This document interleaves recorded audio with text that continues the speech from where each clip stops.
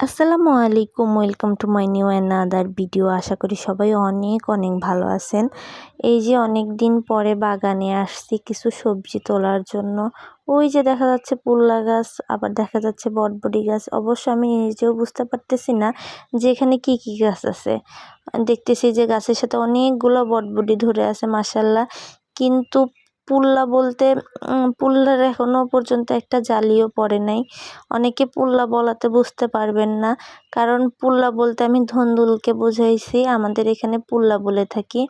এই যে আসার পথে বড়ই গাছের সাথে অনেকগুলা আবার তেলাকুচু শাকও হয়েছে।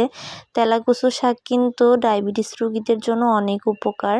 এই তেলাকুচু শাক ভর্তা আমার কাছে খুবই ভালো লাগে, কারণ এটা গরম গরম ভর্তা করলে অনেক ভালো লাগে।